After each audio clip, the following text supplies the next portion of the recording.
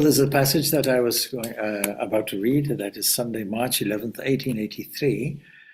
This is the recording that Mahendranath Gupta has of that day. It happens to be Ramakrishna's birthday, and so many disciples and devotees want to come on that day to Dakshinaswara and celebrate the happy occasion, he says.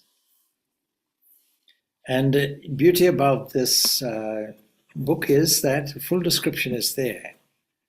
Mahendranath says, from early morning the devotees streamed in, alone or in parties. And after the morning worship in the temples, sweet music was played in the Nahabat, the music room. It was springtime, because it's March. We are now also in springtime. The trees, creepers and plants were covered with new leaves and blossoms. The very air seemed laden with joy, and the hearts of the devotees were glad on this auspicious day. Anyway, M says he arrives in the early morning and he found the masters talking smilingly to Bhavanath Rakal and Kali Krishna, and so M prostrates himself before him. He says, I am glad you have come. Then to the devotees, the master says, one cannot be spiritual as long as one feels shame, hatred, or fear. Great will be the joy today. Now, I highlight the first word, shame. What does it mean? Self-consciousness, embarrassment. If you have any form of embarrassment, what does it mean? It means that your understanding, your interpretation of who you are is centered around the personality. A kind of identification for passport purposes that we use all the time, and that we feel offended when somebody insults us, we feel praised when somebody praises us, we inflate, and we deflate when somebody criticizes us or points a finger at us or humiliates us. So there's this sensitive thing which we have, an identification of I, that is kind of like an insular area, a field of operation, with our body and mind on the one side and the world on the other side, and our behavior is an interaction between these two. And we have forgotten, of course, and our Upanishads pointed out that this is one phase of our consciousness. Other phases are also there. But we're all the time observing this and getting entangled in it. And the world that presents itself is a mixed world as well. It's a mixture between the absolute and relative. It's a mixture between the pristine supreme principle as a background and a manifested world in front, which holds all the clues about the absolute. If you want to say, what is the evidence for, let us say, a God? Well, you have to look at all the glories presented. One thing I had said last night, a chapter in the Bhagavad Gita is entitled Vibhuti. Vibhuti Yoga. I am busy trying to translate it into more cohesive English language for the sake of some devotees. And I'm struggling because much of what is being told is put in kind of mythological language. There is mythological stories accompanying with it. And so how to translate it without making a commentary on it. So I have to take each word, which has a mythological implication, to see what is the deeper implication of it. In any event, the purpose of this chapter is to highlight all the manifested glories. It is only from these glories that we indicate the truth, the reality, the beauty of the Lord who sits behind. So that everything that we see and hear and touch and taste is a reflection of this. We can say that we are looking at the world, interpreting it as matter and energy, as our little world with our little concerns. But what are we interpreting? We're interpreting the divine. it is only the divine, it is only pure spirit. Some people say, well, matter is everything, matter is all that exists. Modern science says no, energy is all that exists, even though they don't actually think of it in this way. And what do we say? We say, no, spirit is all there is. We have to shift our attention there. So how do we get rid of this self-consciousness? The model for it, of course, is Ramakrishna. And Chaitanya, of course, was the person, Gaudiya Vaishnavism, from which we see that the descendant of that movement, familiar to people in the Western world, called ISKCON, or otherwise popularly called the Hare Krishnas, they sing and they dance. Now, you may think it's out of context a little bit, and you may wonder, is there any self-consciousness in it? And you may wonder, are they doing it purely as an expression? Are they losing themselves in their expression? After all, in the arts, whether it's painting, whether it's dancing, whether it's theater, when the artist is losing themselves to some extent, they're expressing themselves in such a way that they're being overtaken by the theme. And that is the difference between technical dancing and the rest. There's a very famous musician, conductor in Western classical music. Benjamin Zander is his name. And he dedicates his time to helping people, to uplifting people, particularly in businesses and so on. You might say he's a motivational speaker, but he's more than that. He's doing it through the art of classical music compositions. Now, what he's highlighting is, at one particular talk, he's saying that when a child begins playing the piano, you can see them plodding along. The head is going like this, and particular beats are like that. And, that's year one. Year two, not much difference, a little difference. Year three, a little bit smoother.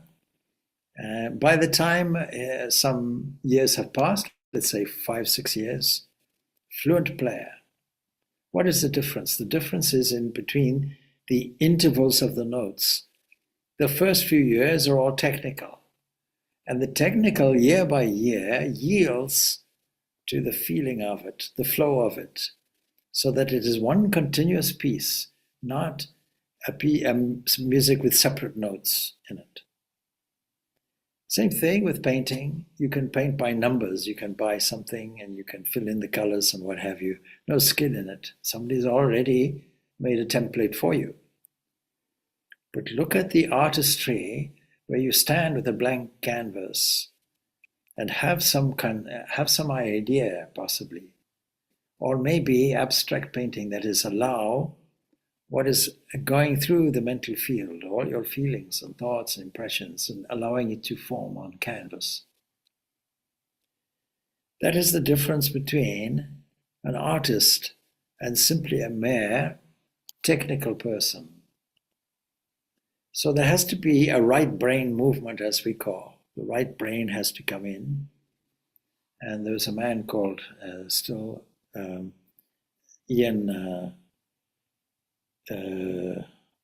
I'll remember his name shortly. Anyway, a famous psychologist, written a few contemporary books, and he studied the subject very comprehensively, and the divisions of the brain, left brain, right brain. The left brain is more concerned with the technicality of things, the quantities, the calculations, the laws, very rigid. The right brain is more to do with creativity, freedom. And it is the right brain that we need to cultivate more, because we're living in a left brain world and our education has been designed like this. We start off being creative.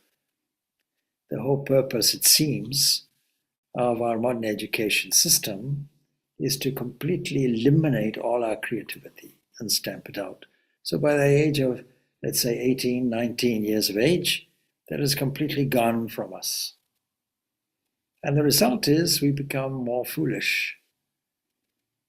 And what we call scientism today, of course, is full of metaphysical ideas, full of this technical aspects of things, which might pass for creativity, but really is to do more with funding, publishing papers, technical papers, getting your name there, aiming for a Nobel Prize and so on, but no discoveries, no problem solving. Now, in terms of group academics, maybe there's some breakthroughs, but all of these investigations are designed to solve problems, to take up anomalies that we observe and see if we can solve a problem by proposing a hypothesis and testing it out. Now, it's exactly the same in spiritual life. We can start off with a distant hypothesis. There's an existent thing, let us call it God. We heard about it, a kind of distant thing. It may as well be on another planet or another galaxy, far away. And yet, you see, if I try to explore what is the nature of this entity, I'm bringing this entity closer to me, even just by thinking about it. And when I'm bringing this entity into my small circle, then what becomes of my small I? With every increase in my understanding, there's a decrease in this little thing called I. And that is how we get rid of it.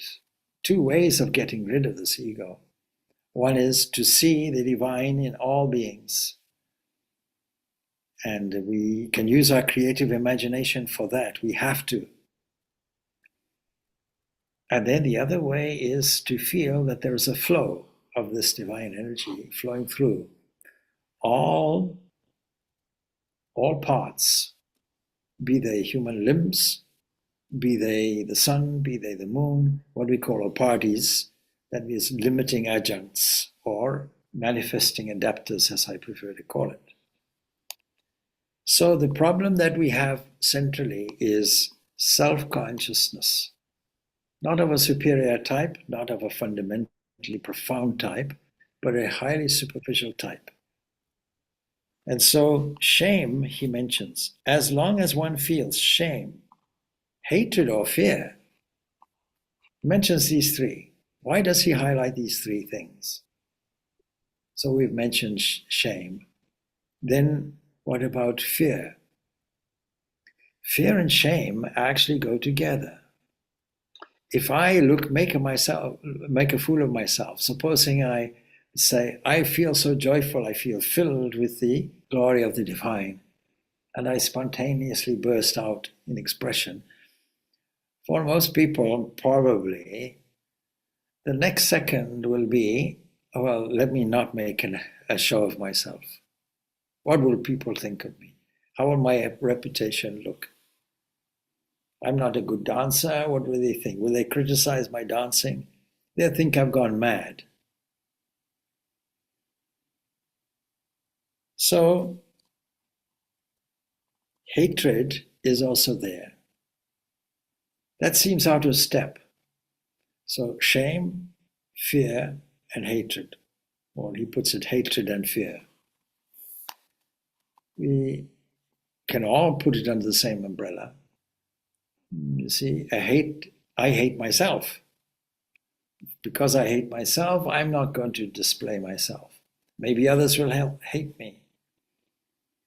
But you see, if I hate others, it means I myself am saying, I am good, I am perfect. There's nobody better than me. Anyway, he says, great will be the joy today. But those fools who will not sing or dance, mad with God's name, will never attain God. It's a very bold statement. It seems very radical. So, let us explore this again. But those fools, you think when you dance, you look like a fool. But The fools are the ones who are not singing and not dancing. They're not tuning into what is the inner feeling and blocking out anything else. Overwhelmed with joy. It reminds me, you see, there are, in autumn time, let's say, use our imagination, paint a picture. There may be young lovers in a city full of people. Let's say a romantic city, well known for, let's say, Venice or something. People go there on honeymoon or something, and the newly in love couple will continuously gaze into each other's eyes. They're completely oblivious to anybody around them. And they're not exhibitionists, and yet they will embrace in public. Now, they're not conscious at all of anybody or anything around them. All they're doing is they're engaging with each other. You have seen this, let's shift the example, in churches or places of worship, temples, churches. You have seen how people get so engaged in their prayer, with tears rolling down their cheeks, with eyes fixed on the central theme of the building. Be it a church, be it a temple, whatever it is. Oblivious to anybody. They're not concerned, what will people think of me? Are people looking at me?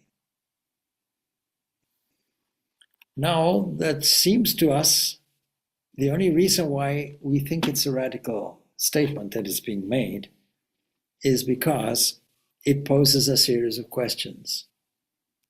If you feel great joy inside you, bursting within you, and it comes out as poetry or songs, can you do it?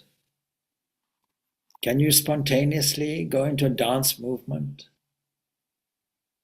feeling this tremendous energy that is coming up, oblivious to anybody else, only with your attention fixed on the divine as part of devotion? Of course, this is all part of Bhakti Yoga. And Chaitanya understood this. He says, you don't have to learn all this tough philosophy necessarily, because anybody in this day and age can chant God's name with great joy and sing and dance, oblivious to everybody. How can one feel any shame or fear when the names of God are sung? He continues. So now when we repeat our mantra, which is essentially repetition of God's name, and when we repeat the divine glories, which is another way of putting epithets, thinking and meditating, if you will, on the various manifestations of the divine glories, that it fills our hearts with bursting bliss and joy, will it not overflow if we are so absorbed in it? It will. And so, how can one feel any shame or fear when the names of God are sung? Now, sing all of you, he says.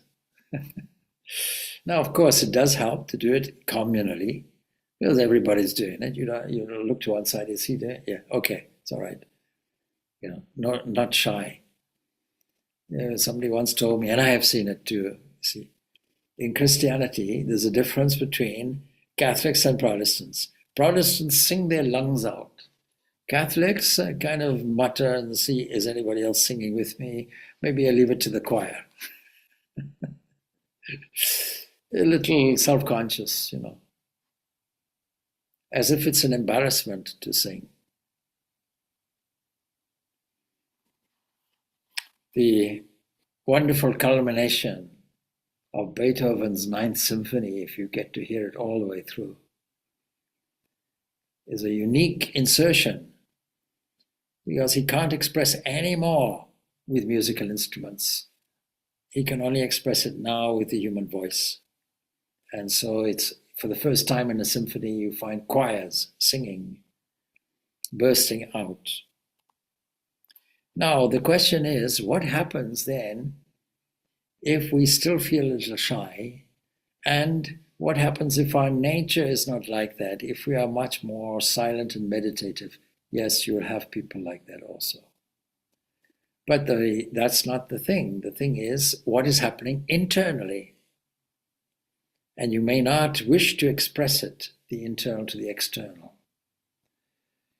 One of Ramakrishna's monastic disciples, Latu Maharaj, Swami Purnananda, was a person like that. Constantly in the process of japa, constantly in a high mood, but nobody really knew it. He hid it well. He'd hide himself with a blanket. People thought maybe he's sleeping. No, he was doing japa. So you get that type of person there. It's not really that whether you do it outside or inside or what. The point is, are you feeling? And is that feeling eliminating your sense of self-consciousness?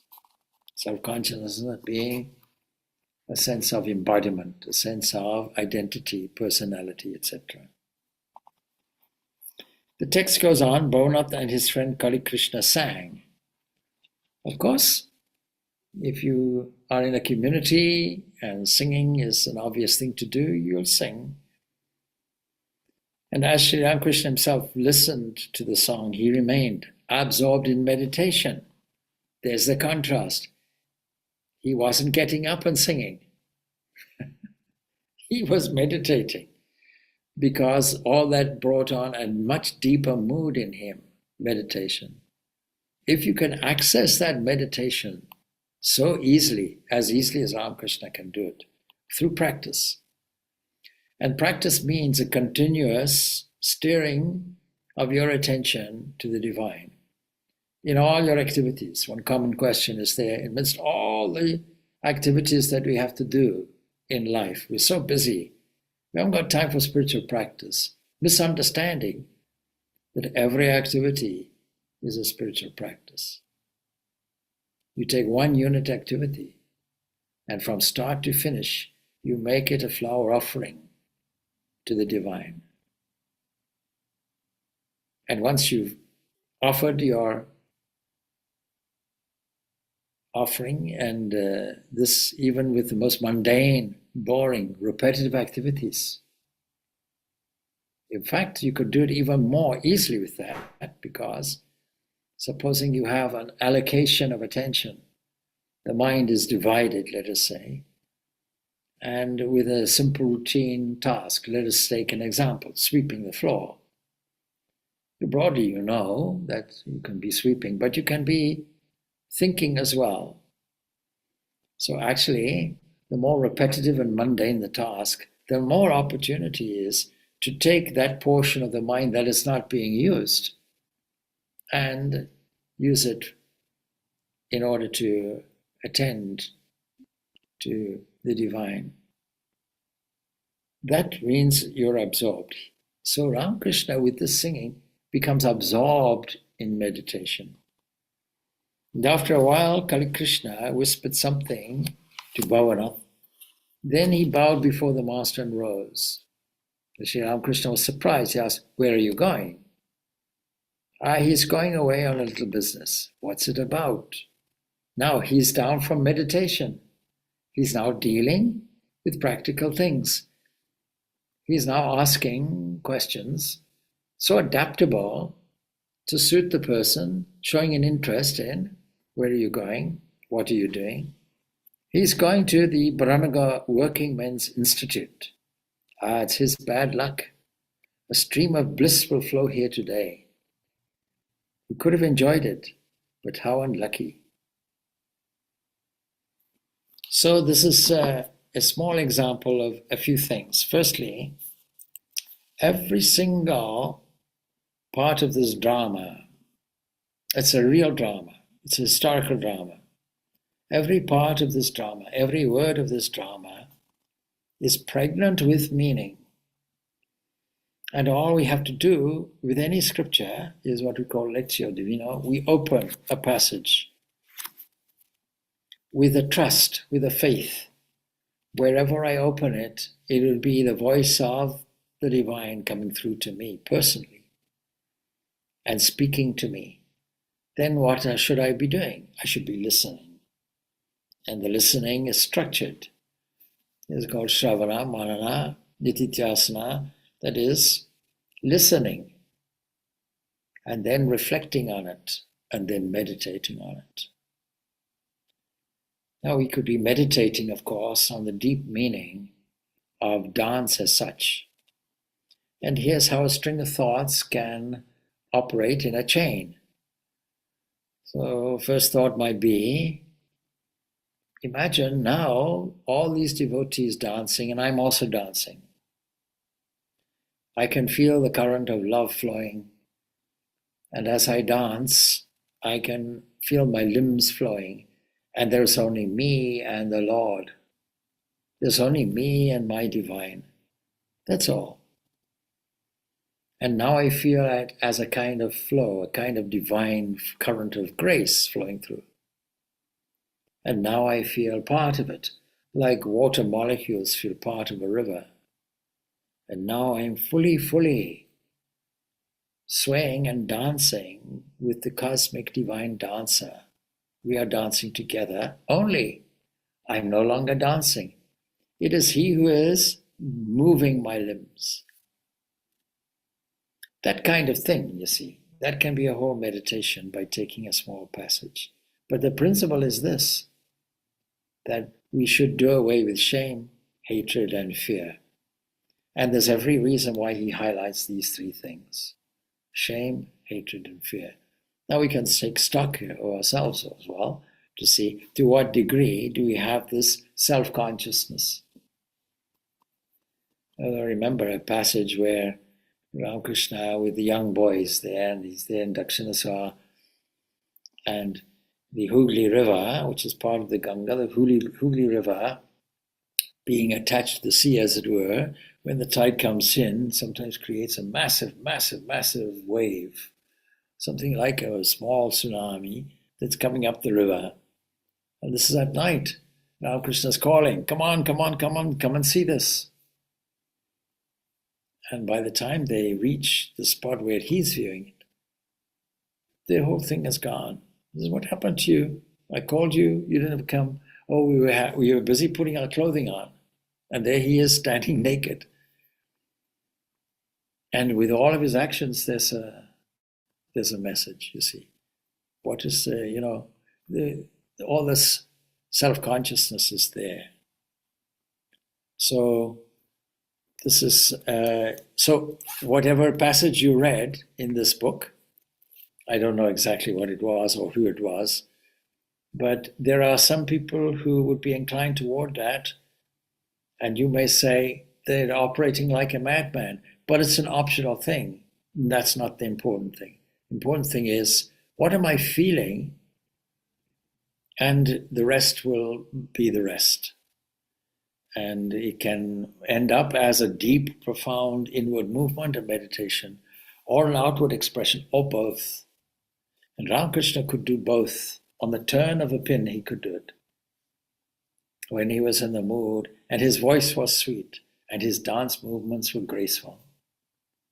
And when he danced, he wasn't dancing to show off. Very often, we have functions, and at these functions there are some cultural inputs, dances, for example.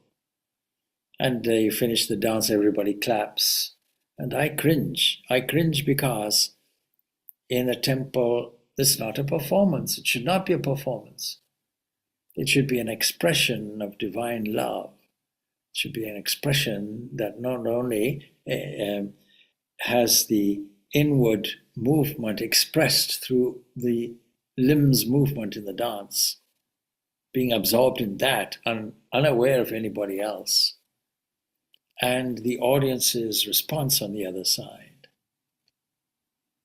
Or it could be a dance that conveys to the audience a sense of upliftment, gazing at the audience as you do it, smiling and expressing so that it's a sharing moment, but not to show off.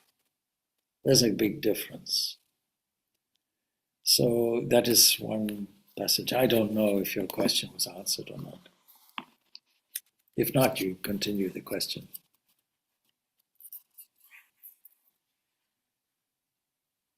You can put a thumbs up or thumbs down, it's okay. Sorry. No, it's just I don't understand the third thing. You mean shame, fear, and what is the Hatred. what does it mean? It means I hate somebody or I hate something. Oh, okay. Hate is a very strong word. Mm. That's how it's put. So why would he mention hatred? See. And of course, well, the law of karma says hate and you'll be hated. Love and you'll be loved. See. If you're anxious, the anxious world will be your environment. So it goes on. So there is a connection between these three words because I don't love or hate externally or favor or disfavor or like or dislike unless I have a sense of I.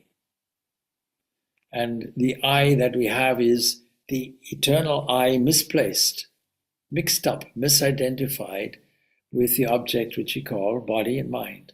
The body is an object. We don't register it like that, but we should get used to it. The mind is an object. We should get used to it. The combination of these two are objects. One is subtle, one is gross. We should get used to it as a kind of instrument, like a flute that we play on. It's there to express something, not only as a functional thing. It's an expressive thing also. The function is to do whatever we are designed to do, go about our daily activities in as best way we can, with a sense of devoutness and efficiency, a sense of joy because it's a flower offering. We should take it like that. If we do it like that, fear will not be there. If in front we see only the spirit, the fear won't be there. It takes more than one to have fear or to have hate or to have love in a superficial way. So there are many things that we hate, and we have to register when the mind is obsessed with these three things. When it is obsessed with self-consciousness, shyness, that leads also to fear, or can be motivated by fear. We have to register when, even mentally, we see anywhere between dislike, criticism, blaming, hatred, all comes under that category. And we have to get out of that and get used to getting out of that, rehearsing it by two things. First, seeing God in everything and everyone. You use the philosophical language, the self, the divine self in everyone and everything. Secondly, seeing that in oneself in meditation. These are the two things that we should be doing. Well, I'm open to any other questions that you may have.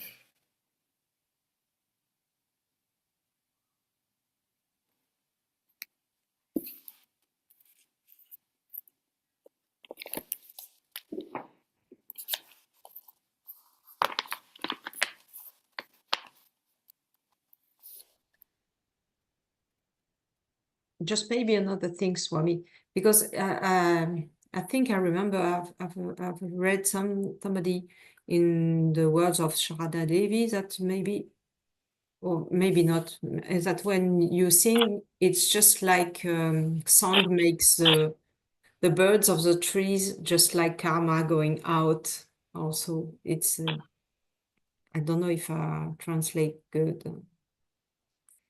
Well, the only thing that I can record that is sounds similar to that is what Ramakrishna himself also says, by repeating God's name, it's like clapping your hands and frightening away the crows. The crows representing all your negativities, all your sins, all your doubts, or your fears, or your temptations, or your dark psychological conditions. You simply, and there's a double meaning to that, you see, because there's a noise to the clapping. So it makes a noise. But the second thing is, you also clap your hands with joy. When you see a good performance in a theater, everybody claps. And when you are a small child, a child will spontaneously clap if they get a nice present. So there's a deeper double meaning, I suppose, more profound double meaning in that analogy. But we have to use these analogies, to remind ourselves, yes, we continuously, lovingly repeat the divine name. And also internally sing a sweet song with regard to the glories, divine glories. Normally I put these words out of strong and true, wise, full, free, truth, beauty, goodness, love, harmony, all of those kinds of things. You're going to add your own, because every word that we say resonates. It resonates physically in every single cell. It resonates. It resonates in the unconscious mind. And it resonates in the divinity, if you will, whose qualities we are repeating. Because all these qualities are divine manifested qualities. Not to mention the fact that we spread that throughout the world. There is in Ireland, in the southeast of Ireland, there is a convent. Of course, in France there'd be many convents. In Ireland too, many convents, many monasteries, etc. And these particular type of nuns, they are there only to pray. Their main thing is praying constantly. That's their type. That's what they enjoy. And you may ask, and many critics may ask, what good are they doing? Shutting themselves away. Is it not selfish? No, because their prayer movements are changing the whole world. It is their thought which is vibrating and condensing as the world. So don't think that even in your cave, in your chamber, that prayer and so on and so forth has no value. Now, how should we pray? I can resort to Jesus now. Pray to your Father in secret. And so without making a fuss. That's the other side of the coin. That's the side that Swami Purnananda is taking up. But you see, what happens if there's a spontaneous joy where there is so much absorption of this, so much involvement? Will you not therefore express yourself? And if you hesitate, then ask yourself, is it due to self-consciousness?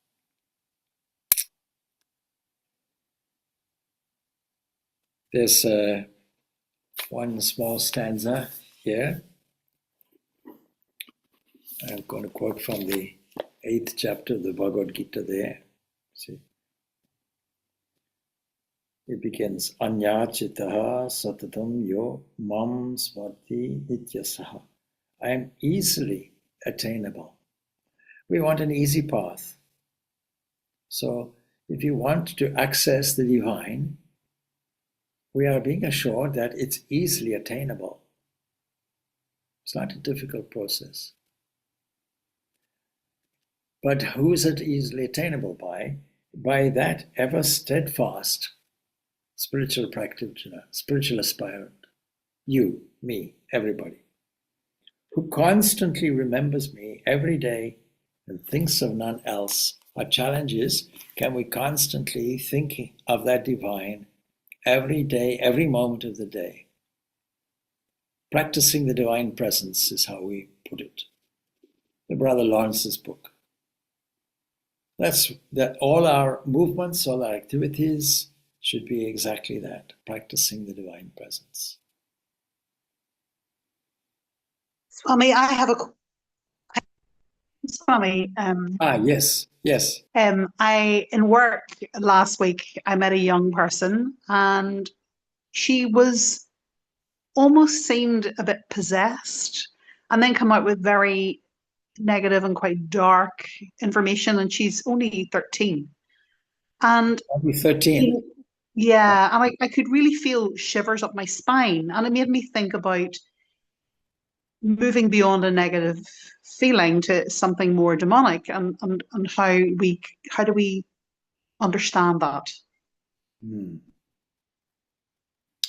Well, I don't have to tell you that if you're dealing with this in a professional capacity, no doubt you'll find out what her childhood background is, family background, what's happening there in the home, and so on and so forth.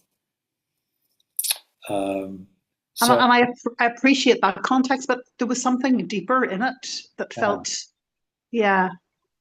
So if somebody like that was before me, I would take them by the hand and I would take them outside the door and ask them, tell me, what do you see? Now, outside our front door are daffodils. Actually, outside our door is a small garden, and beyond that is a field with daffodils. No doubt there's a sky. Today it was kind of a gray, mixed sky. Moments of sunshine were there and so on. Probably may have been the same in Belfast. And bring the person back inside. And, well, what did you see? Chances are that person didn't see much. They would just mention, yeah, I saw a lawn. Did you see how beautiful the clouds were? Did you see how the daffodils just sprung up from nowhere and how beautifully they're crafted? You know, the top of the daffodil is a natural reinforcement that stops the head from drooping. Many things like that. So what did you observe? And the difficulty is when our attention is steered into many, many different things. I think personally, particularly the young people whose attention is directed inward, into the head, if you will, and probably technology and things like that, you know, seeing things and which are not terribly healthy for the mind. Now, I don't know the specific case that you're talking about, so I'm talking generally. And we have to help them steer their attention toward things which are full of goodness and beauty. In other words, make them see God in everything. I always ask a child 3 things. That was one of them. What did you observe? And how did you feel about it? And secondly, I would ask them, who digests your food? Because some loving entity is doing it for you. Did you ever say thanks for it? And lastly, I would ask them to look at the palms of their hands and ask them, do you have any fingerprints? And I'd be surprised if they say no. So these fingerprints indicate your uniqueness. There's something special, something that you can do that nobody else has ever done, can do now, and will ever do in the future. It is our duty, all of us, for every encounter, to leave a person in a higher, better state. Surely that's better to leave a person with a blessing than a curse, or even indifference. So every person is a special manifestation with a special talent and skill. It just has to be brought out. Now, these are general statements because I don't know the specific case that you're talking about. But I don't know if that's helpful. Thank you, Swami. So can I just ask about that word demonic? Yes. Should that be in our vocabulary at all? Not at all. Okay, thank you. Not at all. Because the only thing that's in front of us is God. And God is not a demon.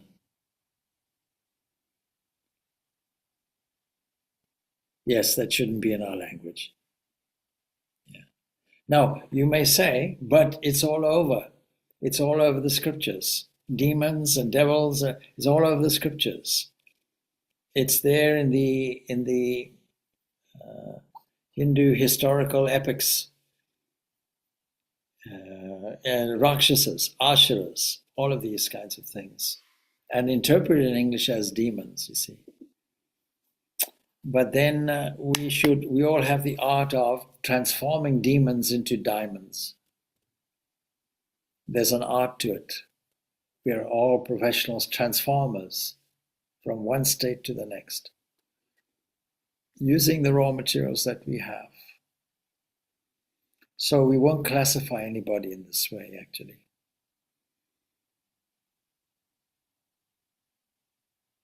There are no bad people, only bad behaviors.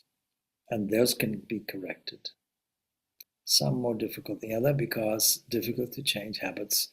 But all of us are in the same boat.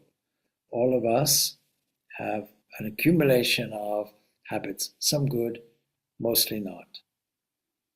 What is our spiritual daily practice is to transform the demons into diamonds.